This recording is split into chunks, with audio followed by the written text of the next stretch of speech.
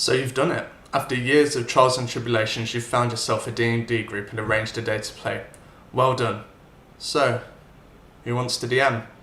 Reluctantly, you raised your hand, signing away your soul and right to play for the enjoyment of the whole group, and thus inducting yourself into the League of Forever DMs. Welcome.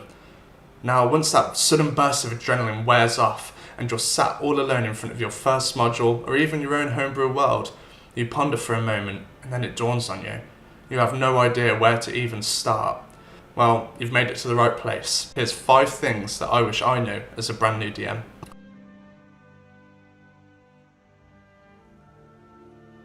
So tip number 1 is look for free resources online. The internet isn't only a place where you can veg out on YouTube for hours on end instead of facing the dread of reality and the relentless passage of time. It's also the DM's best friend.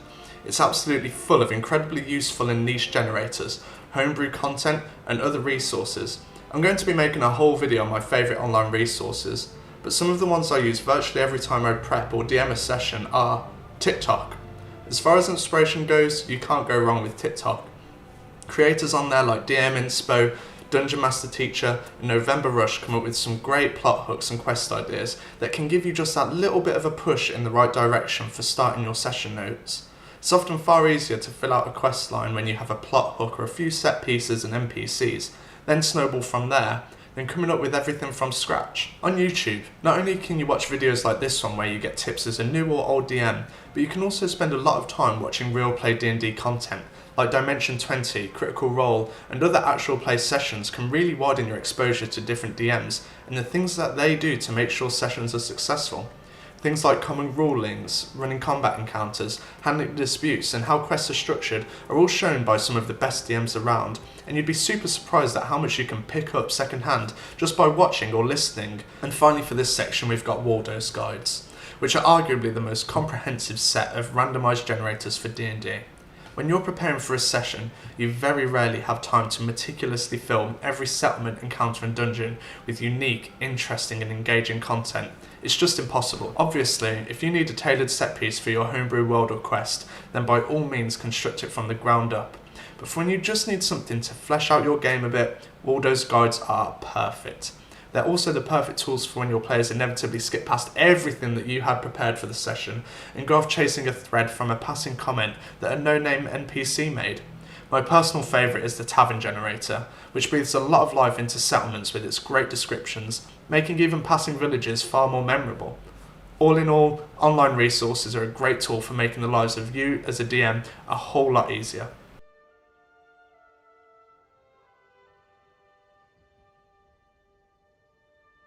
One of the questions I see most online is about how much to prepare, and in general it's one of those "how long is a piece of string" answers. Once you've been DMing for a little while, you kind of get a feel for how much you need to prepare for a session, depending on what the content is. But as someone who personally likes to prepare by set pieces, and have an outline roughly of what NPCs might say in various given circumstances, as well as pretty in-depth descriptions of settings and combat encounters, I find that about 750 to 1,000 words per hour of game time is a safe ballpark. Another thing not to underestimate is the amount of time that combat takes up. One challenging combat encounter with 5 to 6 rounds can last about an hour if you describe the parties and the monsters' actions and attacks in detail, and can be a really good way to break up roleplay. Getting the right balance between combat, exploration and roleplay in my group usually looks like around 2,000 words of set pieces and NPCs, a smaller combat encounter and a more challenging longer encounter. Your mileage may differ, and you'll find your own style and groove as you get more experience, but I find it's a pretty good starting point. And no matter what or how much you prepare, your party are guaranteed at some point or another to go rogue and completely fly off the handles from the enthralling session that you had planned, which is where the next tip comes in. Just quickly before the next tip, if you're enjoying the video, please leave a like and subscribe to let me and the algorithm know I'm doing a good job. Tip number 3 is don't be afraid of improvisation. One of the things I found most daunting when I was new to DMing was improv, and it's a downright harrowing experience when the NPC you'd planned to have a really important role later on in the session or story is suddenly killed off by a player, or a really high roll throws everything into a headspin. but the mark of a great DM is one who can adapt when things go off course. No single video can prepare you for when that happens, but you can learn throughout your journey as a DM by taking those little opportunities here and there to improvise as you play. Little things like improvising combat descriptions, dialogue, small areas, passers-by and travels, outcomes to unexpected skill checks, always making sure to describe just a couple of the different senses, including intuition.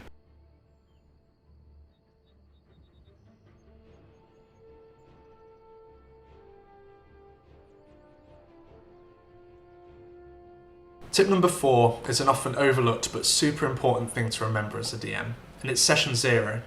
For anyone who doesn't know or is new to the community, Session 0 is where you get all of your players together and set out the game rules, the setting, and importantly, table rules, among other things. There are documents online on websites like Reddit that give you a bit of a checklist that you can follow in making an itinerary for your Session 0. While obviously the in-game stuff is really important to get the rules down on, it kind of comes as the game progresses. It's also part of your job as the DM to make sure that your players are safe too, and this isn't something that can be overlooked for later. Session 0 is a perfect chance to allow your players to anonymously voice their triggers or any lines that shouldn't be crossed, as well as the things that they can do to let you know when lines are being crossed. Something that I like is the traffic light system, especially since I use Roll20 for my in-game displays. Players can quite easily draw a coloured line to show if things are, or have already, crossed a line by drawing either a yellow or a red dot on the screen. Even if you don't think you'll have anything in your group or campaign, safety tools are one of those things where it's better to have them and not need them, than need them and not have them.